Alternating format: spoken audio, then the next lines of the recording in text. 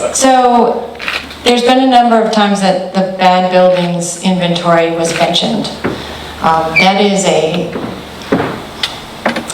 an effort that we have started with the town, but this presentation, I veered away from what are we doing specific to that and more about how do we think as Brownfield's people as it relates to what we're trying to accomplish with that effort. So it's Brownfield's abandoned and dilapidated properties. What we are trying to do is capture an inventory, in part because when I met with Chuck, we drove around, he said, well, we started a vacant property registry. And I went, well, how do you know which sites are vacant? Well, we kind of know, we know our town. So, well, let's help get a list, and we can expand that list beyond your vacant properties to capture some of these brownfield sites. And I hope I'm not whistling my S's, but I feel like I am, sorry. Some of these brownfield sites, some of these dilapidated properties that might be eligible for funding. Because that's always the question, what do we do and how do we pay for it? And that's part of how Brownfield's people think. If you know what you have, then you can start making decisions and create action. And all of these other activities that are getting started, your strategic plan, your housing studies, they're all intended to result in action. We don't want to just talk, we want to have some outcomes. So I don't know how to change slides from here. Go ahead and hit one more. So the Brownfields overview, there are slides in here with words. I try not to read the words because I want you to see pictures and I want to talk, and I don't want to talk at you, I want to talk with you, so I kind of feel weird that I'm way up here. Brownfields are essentially those sites that have known or perceived impact. They're generally commercial, industrial, or mixed-use sites, not residential. Sometimes it's a degree of obviousness, your old industrial property where stacks and stacks of drums of chemical usage, that's an obvious one. But there's also your Main Street building that has asbestos or lead-based paint, an old dry cleaner site. They're kind of hidden here and there. So brownfield sites are not always as obvious as we think. We always focus on addressing the risks. When we're talking about the environmental aspects of it, it's what are people exposed to? Could that create a situation where someone could get sick or be exposed to some chemical that they shouldn't? That's our mindset, is trying to address those risks that might exist. So we also want those sites that are usually either underused or unused now. Maybe they're vacant, maybe the industry's gone, they've moved away, they've left this vacant site that nobody's using. We want it to be something else. We would love for someone to go in and reuse a property that already has a utility infrastructure and transportation pathways or a rail line or something, as opposed to clearing a whole new green field and then having two sites that look like that. Reuse what's already been disturbed, what's already been used, what's already been set up. That's our goal. Something instead of nothing. I mentioned that already, so I'm going to go on to the next one. So, audience participation, please bear with me. This one should be an obvious one. I think most people know this movie, and everyone knows the line. Mom always said life is like a box of chocolates, but my favorite line from the movie is this one. Mom always said that you've got to put the past behind you before you can move forward. And a lot of these sites, they're part of your past. There was a use of the site that people have memories, they have emotions tied to it. We have to respect what it used to be, but also see what it can be. And that can be challenging. And a lot of times there's emotion with these sites. We have one I'm going to talk about in a little bit, where that was playing into the decision making. We had to kind of figure that out. So you can go to the next one. So the Brownfields perspective. There are Brownfields projects. That is your site. That's where we're going to do the work. That's where we're going to do some environmental assessment. We're going to do some reuse planning. We're going to try to turn it from maybe nothing or not enough to something better, something that's productive, something that creates jobs, something that's good for the community, all of those things. And then there's the Brownfields program. I work in the Brownfields program.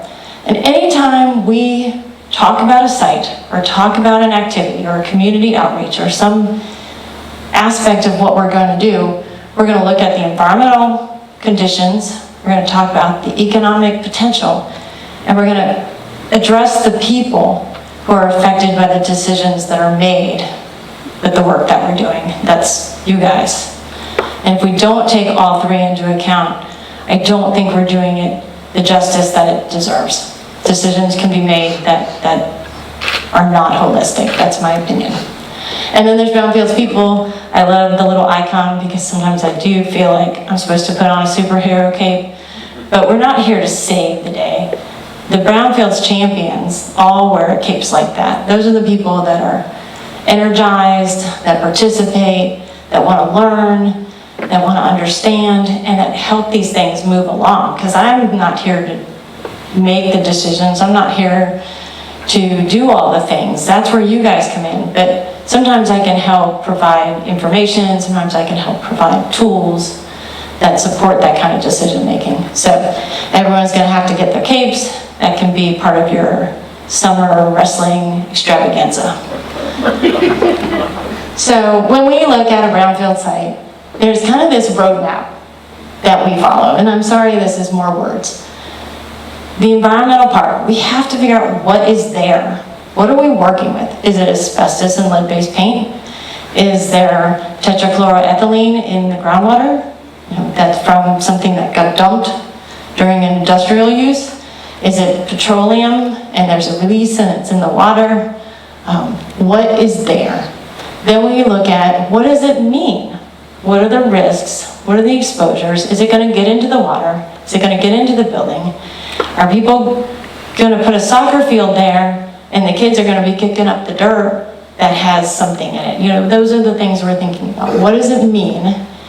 And then what is the best use for that site that we can then consider for how we manage those risks?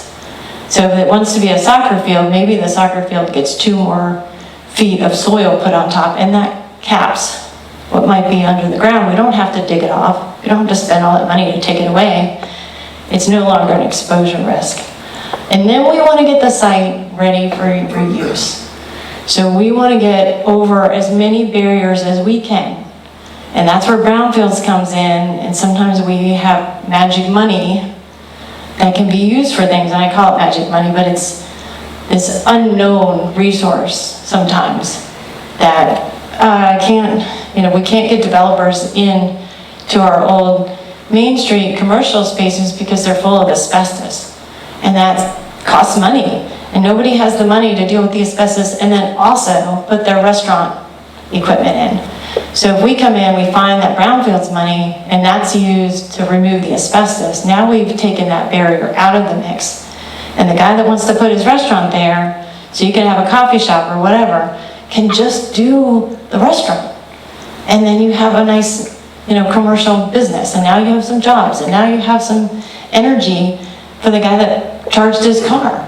So that's what we're trying to do. So we're trying to think about the environmental stuff, the economic aspect, and then the people that will get to experience it. So that's our kind of roadmap. So typical brownfield site, this is what everybody thinks of. You guys have them too, everybody does. This is a former foundry. It's actually closer to me, I live in Blacksburg. Sorry, I'm just gonna heckle you. You're right there in front with the big Virginia shirt. So up at the top is what it looks like now from bird's eye view. And over on the left, you can see there's the white scraggly stuff. That's the concrete pad that was left from the foundry building because that is expensive to remove. But the buildings are all gone. But the stuff that they left behind is not necessarily all gone. So there are pockets of things that need to be addressed or protected. There's a stormwater pond up at the top. So during the industrial operations, all the stuff went through the stormwater pond into the river. So, we needed to know what might be in the bottom of the pond. We needed to know what's in the soil. Over to the right, that's an old landfill site. So we know there's stuff there because we know it's a landfill. So we had all of this space It's valuable, it's near the interstate, it's got a water body, but it's not this big job creator that it was. So how do we go back to getting this site into something that's productive? We know there are environmental conditions there, but we needed to help get information to manage those things. So that's what we're working on from the environmental perspective. This, at the bottom, Brownfield's money was used to help with the environmental stuff, but we also used Brownfield's money to do a master reuse plan. And we came up with these ideas. What would it look like with one big building, industrial building? What would it look like with 5 or 7? Is there enough parking? Are the utilities there? Is there access? These things that now they can market to commercial and industrial developers and maybe get that site back into something productive. But there's a giant slab on site and nobody actually wants that. Even the new people, they want to build their own. So all the work that we did with our Brownfields money, environmental and planning, helped this municipality receive a $3.2 million grant to remove that slab and some of the soil that had some stuff in it that's probably not best to leave on site. We wanted to get it off site. Without this, that said, what we're talking about is realistic and achievable, they would not have gotten $3.2 million. So we're not going to get it all the way there. We're going to get it as close as we can. That's where Brownfields is, that early, we don't know what to do. We don't know what's there. How do we get it there? So our hope, because right now they're working on getting that slab out, they have a nice site that says, you can come and put your industry here. We can put a soccer field down by the river. We're going to put a little greenway that people can go run, ride bikes, take their kids, and all those things. And we've addressed all these things. So it's safe, and it's accessible, and it's realistic and achievable. Next one. So then there's our community projects. Not everything is a big brownfield like that. Some of them are small brownfields. This is another site. To the right was the old bowling alley. To the left was a store front. There used to be a gas tank and fueling station, so I guess it was a gas station at some point. This part you can see is structurally intact. The back of it was not. The roof had fallen in all the way to the floor through the ground, and you could see all the basement and all the utility pipes and everything. So the building was a little bit, there were some unknowns. The bowling alley had memories. You know, that's where I used to go as a teenager, and we would go in the back and, you know, get in trouble and make out with my boyfriend, girlfriend, or whatever. So those are the kinds of emotions that were tied to this building. People remembered it as this great place, a part of their community. And they wanted desperately for it to be that again. But like this, it wasn't. So every time they drove by, it was just disappointing. And they wanted to figure out something.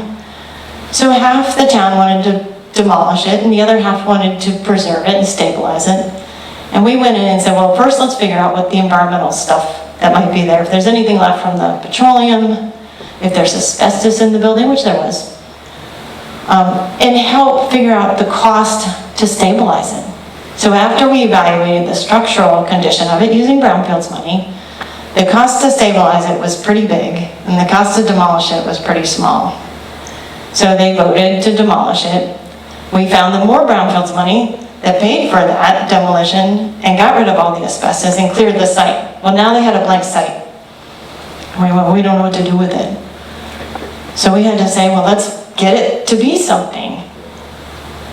Looped in the farmers market group that had been moved around, and they said, would you guys like to have a permanent spot to park every Wednesday night? Yes, they did.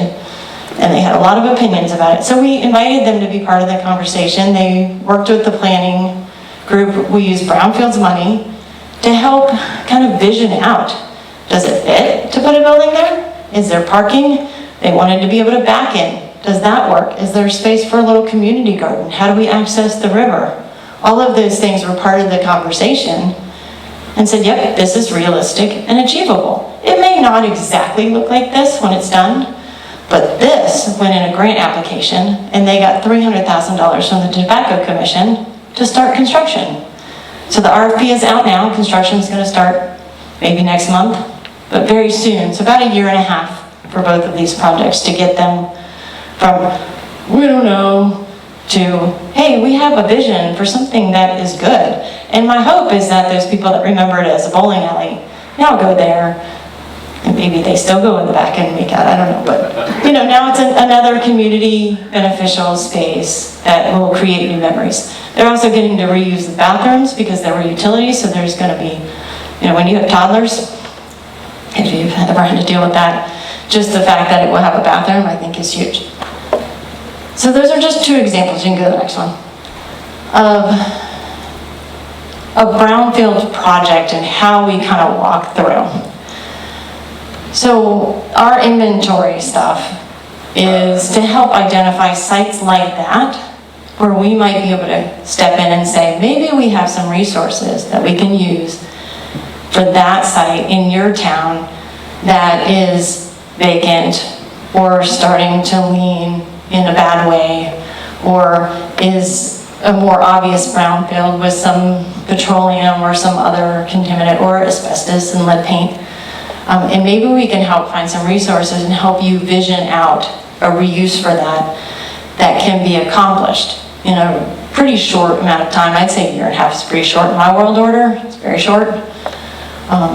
So what I do to help with that, and part of the inventory stuff, you know, I'm out here, I feel like I'm on the road, I'm on tour, talking the talk, trying to find those sites that are eligible, helping to navigate the project work. So I don't like to say, hey, this is a great site, let me help you get this grant, and then go away, because that doesn't help either. So sometimes it's navigating along the way and saying, okay, you've made this decision, now are you still missing information? How do we get that information so that you can make a justified decision and you can communicate the decisions you made? Town, city decision makers deal with that all the time. If they're not communicating it clearly to you all, you know, sometimes you don't understand and don't feel like the right decision was made. But if enough information is there, you know, often people will understand why a decision was made. They may not like it, but hopefully it's more you know, beneficial. Maybe it's a financial decision that was made. Maybe it's, we got a grant for $3.2 million and now we're going to do this, and that's a great thing. And then I always am trying to help find money. And not just money for the early part, the brownfields part, but the next part. So that tobacco commission grant and that business ready sites grant, or something from, you know, Virginia Main Street, or an industrial revitalization fund grant. There's other money after when we demonstrate that what the money's being asked for is realistic. So that's what I do. I do that all the time. I spend a lot of time. So a new roadmap, and I didn't put them all in here because I kind of was hoping maybe we could work together on this a little bit. So the community brownfields roadmap. This is the team that we want to be part of our inventory data collection, what we're looking for to understand why we're here. And yeah, I'm from DEQ, Department of Environmental Quality. And most people, when DEQ shows up, it's a stormwater inspector or a solid waste inspector, and they go, well, I don't know, maybe this is an inspection, or maybe you're here and it's not going to be good. You know, we're not there. And those people aren't there to create problems or roadblocks either. We work with those people internally and say, hey, we have this site, we're going to need to do some stormwater work. Let's work together and make it, you know, smooth along the way. But we have to find the champions, and those are people, you guys. So that's where your little capes, I'm saying that now, is that just by being in the room and listening to me, you're on my team, whether you like it or not. So, but it's also people outside the community. And so I come in and, no, I don't live here. I've been here. I've done a lot of work here. I just had dinner here. It was great, because sweet potato fries, and can't go wrong with that. Hopefully I have other people that agree with that. But there are other people that are coming into your space and talking about things, but you know your town. And you know the people, and you know what it means, and you know how you remember it. But you also know how you like it to be, and the things that you enjoy. And so communicating that with those people that do come from outside of your town, I think is really important. And we're not trying to make decisions for you. So the strategic planning folks and your housing study folks and your brownfields people, we're all here just to try to say, let's make sense of it. We're just trying to help provide data or organize things and help you prioritize for whatever way that you need to, so that when you're making decisions, maybe you can pick off these small, easy things with a smaller grant and then tackle that big one. At least then action is happening, because we all want action. Okay, next one. And identifying the sites, that's our brownfields, abandoned, dilapidated, bad buildings inventory. I don't want to call anybody's building bad, it's not bad, but knowing where those sites are allows me to look at them and say, you can get a grant for that, let's start working on it. Or here's a pathway, here's a legal pathway that you guys already have in place to kind of get some action and get some momentum, or provide some support for these sites that need a little bit extra. But we need our champions to participate in all of that. So next one. That's the prioritizing your sites. So if I was to ask you all, which I'm asking, with all the information I just said about what brownfields are and brownfields projects, what are your needs? Do you want to speak up? Or do you want me to keep talking? Because I have questions and answers at the end.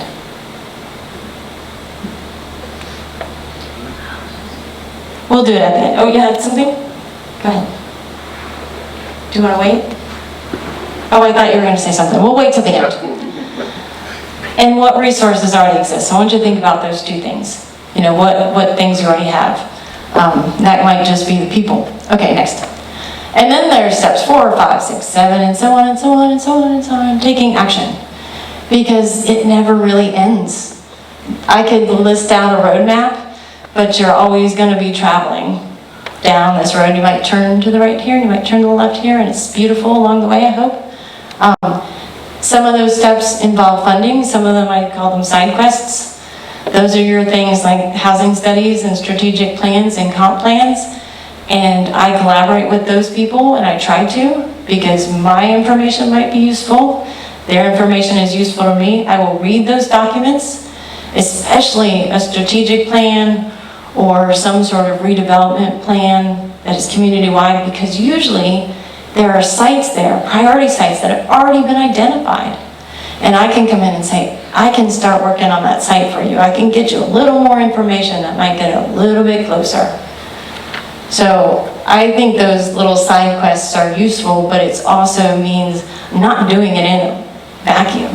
I want to do it with the knowledge and understanding of other things that are going on, and building the momentum of everybody's effort to enhance the community, not just brownfields. But next. So I'm almost done, I promise. Brownfield success, if you're bored, I don't know. Brownfield successes, you can go to the next bullet. This goes back to, I have to stay focused. If you're thinking brownfields, or you're thinking about any of these works and it's triggered a light bulb, think about what would be the environmental condition we would need to address. What could it be that might be valuable from an economic standpoint? And who will benefit from it? Who would engage with this site? Maybe it's just kids in a soccer field, that's okay. But now you have moms and dads coming in, I guess they want to buy coffee beforehand, I'm sure they do. All of those things that are community-wide. Next one. And then utilizing the resources available. And I keep looking at Maria because she's a grant writer, and so she knows, and she's coordinating, and I'm aware of the grants, the brownfields grants that are available to your area, not just the things that I have access to, but Allegheny Highlands and other community-wide grants, and other grants that wouldn't normally be available to a site unless it's a brownfield. That $3.2 million grant, that grant had a 100-acre site requirement. But that site was only 88 acres, and because it was a brownfield, it wasn't held to that 100 acres. They were eligible just because it was a brownfield. So those little quirks that are hidden in there, I try to know about those things, and I just say phone a friend, and I can be your friend, and I think Chuck knows to pick up the phone and call and ask those questions. But take advantage of it as much as you can. It's not always easy for a town to say, I'm going to take on this big grant, because you got to manage the grant, you got to do the reporting, you got to keep track of the dollars. So sometimes the money that I have, where I'm managing the grant part, but it's the same money, and so if we can just throw it at from different directions, we can make it work. And it can be a small site like a bowling alley, or a big site like a foundry. And state-backed funding. So that's the last funding I'm going to talk about. And then, of course, building off of these local things. There's one more bullet, I think, chutes and ladders. I did a presentation the other day. Is how is a brownfield project like playing a game of chutes and ladders? And it's that you start the game and you are moving forward. And sometimes you get a really big boost and things go well and things go quickly. And other times you get a little bit of a, oops, I went down a slide, something didn't come through, maybe it's money, or something fell apart, or your developer ran away, or you couldn't get equipment because of whatever reason, something that happens. But you never go all the way back to the beginning. You just get a little setback, and then you just keep prodding along until you get to the end. That's how brownfields projects work. We try not to ever give up on a site. So it's a lot like playing chutes and ladders. Next slide.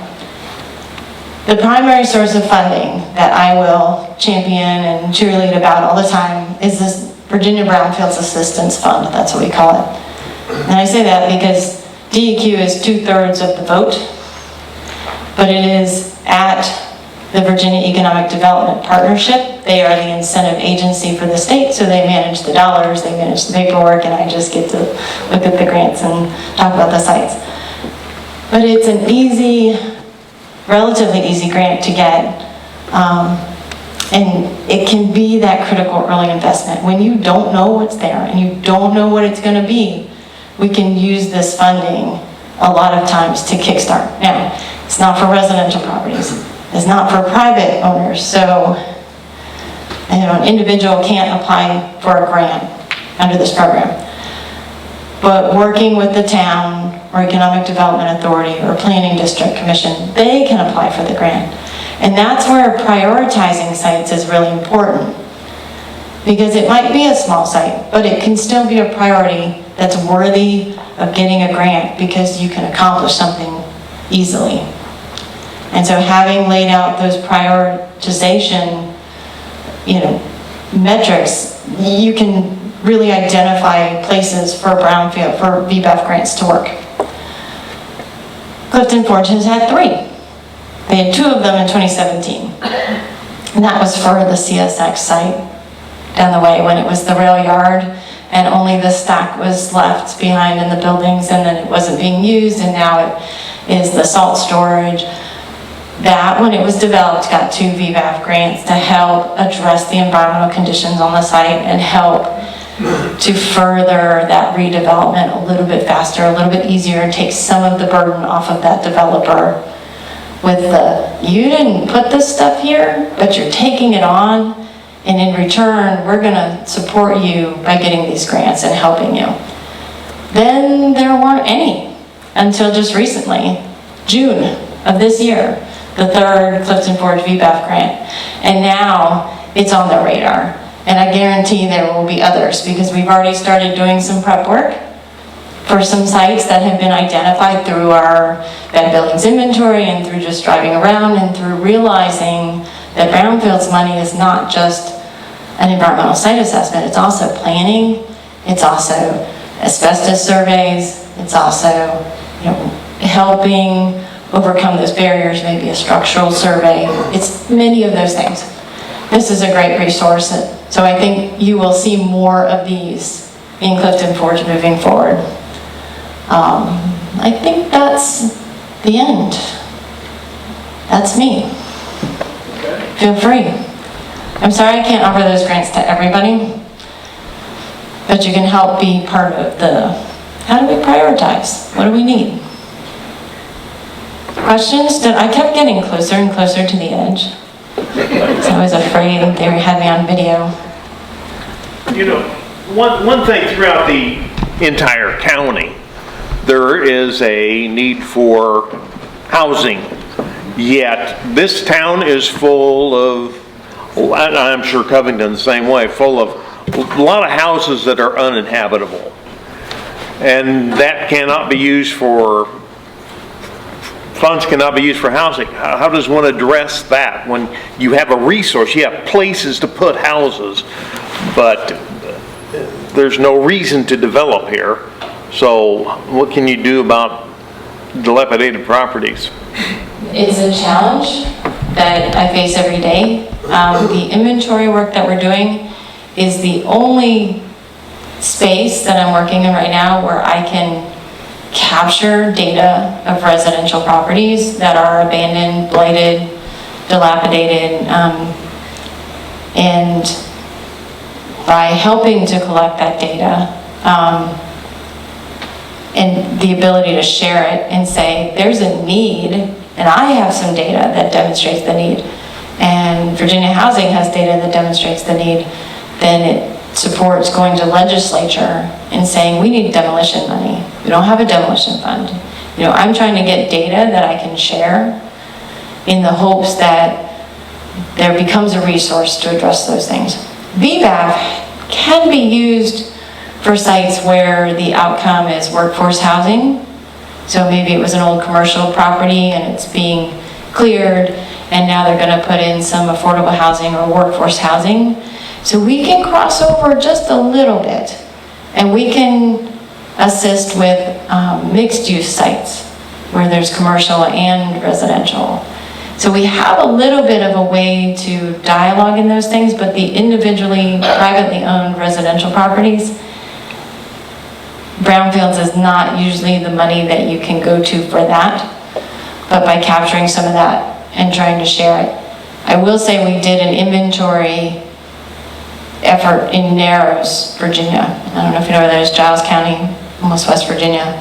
Before we were even done, they had taken our list to Habitat, and Habitat agreed to 2 of those sites to take them down and build some new houses.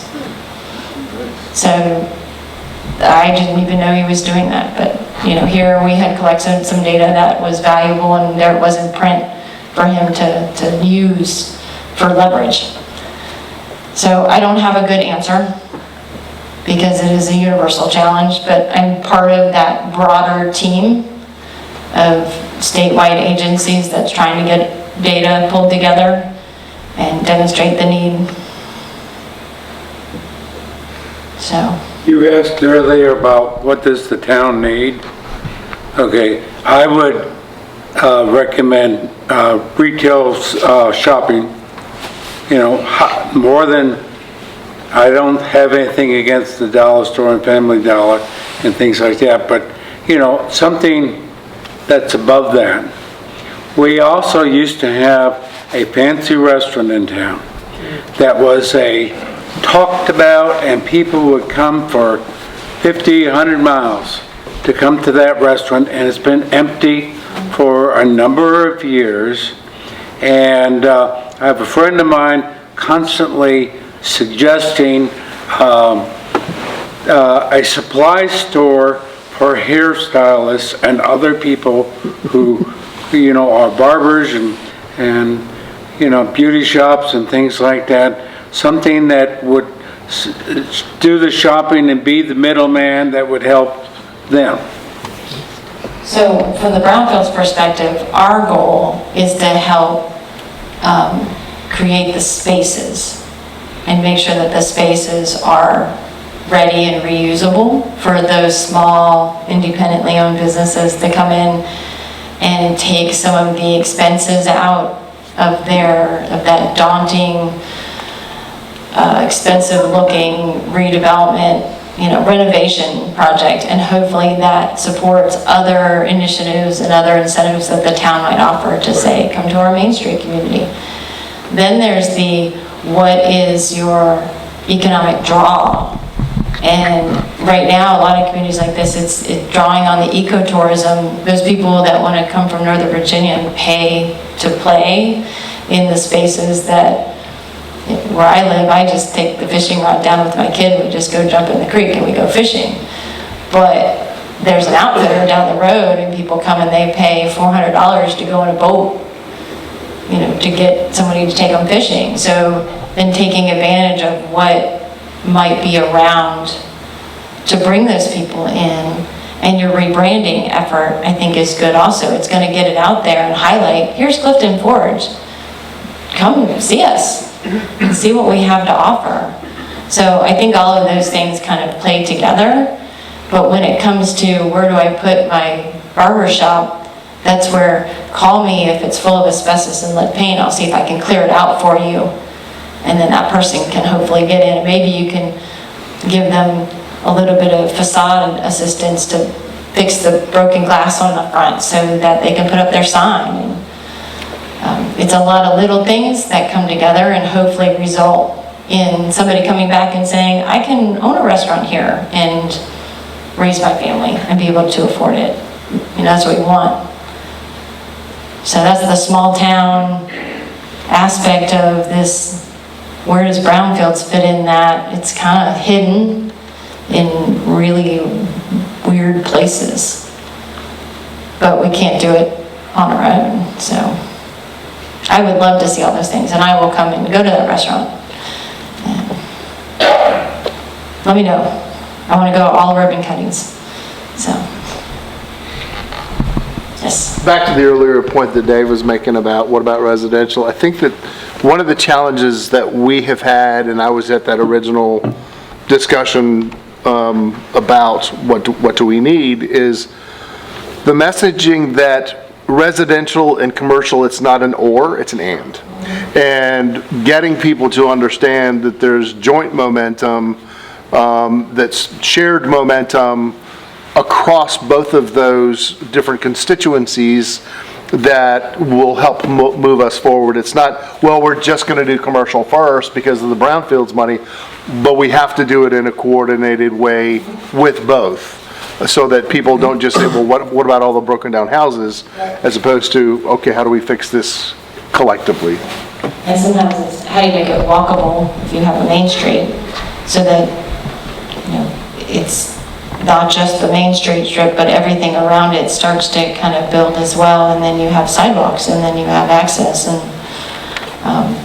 I agree, it's how people engage with these sites that's as important in the decision making as addressing the site itself. And so I try not to put my blinders on, and I say, we tend to look at a map, or look at a drawing, or look at a site, and we forget to do this. And just look around and what's around you, and what do you see from this property? And the bowling alley site, they had cleaned up their depot. It's now a little museum and a community space. And then there's the railroad, because there's always a railroad. And then there's the commercial warehouse building, and then there's our site, and then there's the river. You know, all the typical things. You have your railroad, you got your river, you got your warehouse. So now the depot is done, and the bowling alley site is going to be a farmer's market, and we all went this warehouse district stretch. So they got a community design block grant to help vision out what that strip is going to look like. And so we did the outside pieces because they were manageable and achievable, and now we're going to get that middle piece, and the whole block together is going to become much more productive. And have some commercial spaces and some residential uses on some of the upper level. But it takes time, and it takes a lot of energy. It's a pretty big cape. So, and I'm not the only one wearing it, that's for sure. So, anything else? Any other questions? It's the why your Brownfields person is here. Well, thank you for letting me chat with y'all. I appreciate it. So.